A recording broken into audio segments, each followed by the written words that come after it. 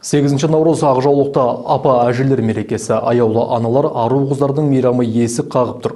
Осыған байланысты еліміздің жер-жерінде шаттыққа толы іс-шаралар ұйымдастырылуда. Осындай әдемі концерттік бағдарлама Сарыағаш қаласындағы номер 5-ші Сыдық Исмаилов атындағы жалпы орта білім беретін мектебінде де болып өтті. Сарыағаш қаласындағы номер 5-ші Сыдық Исмаилов атындағы жалпы орта білім беретін мектебінде 1-ші А, яғни Ақерке Қабылбекова апайдың сыныбы мектеп ауласына ағаш көшетін отырғызды. Бұл іс-шараға мектеп директоры Зейнегүл Ниеталиева оқушылардың ата-аналарда белсене ат салысты. Мақсат білім ұясының ауласын көркейту, оқушыларды ізгі сатқаруға еңбекке баулу. Осы кластың ата-ана төрағасымын. Сол мектепте көгілдірді жұмыс жүргізіп жатырмыз. Және осы мектеп ұжымдарымен қосылып, осыны көгілдірді жұмысын жүргізіп, бүгінгі көктем мерекесімен сондай жұмыс жүргізіп жатырмыз мектепте. Мына барлық жерде көгілдірді болса, ауа райы да жақсы болады. Бүгінгі барлықтарыңызға қыз-келіншектер 8-ші март мерекесін құттықтаймын. Сіздерге зор денсаулық, баянды бақыт тілейміз. Осындай мектепте жастарды баулуда, жұмыс жүргізуде барлықтарыңызға табыс тілеймін.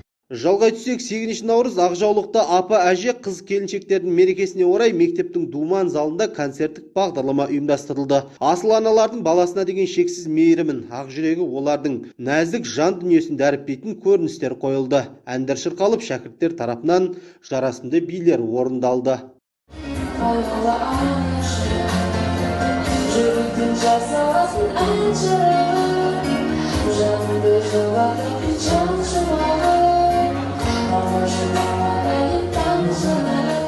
Мерекелік шақта бірқатар ерен еңбегі бар ұлағатты ұстаздар алғыс хаттармен марапатталды. Мектеп директоры, білім саласында тәжірибесі мол мұғалімдер өздерінің көпшілікке мерекелік ыстық лебіздерін жеткізді.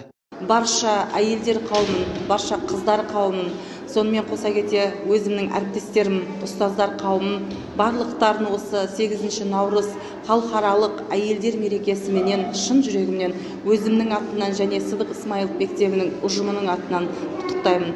Құрметті қыздар, құрметті апалар, аналарымыз, бүгінгі мереке құтты болсын, дендеріңіз сау болсын, Алланың берген жасын Құдай қаласа ұзақ өмір сүріп, бақытты да баянды өмірлеріңіз бола берсін.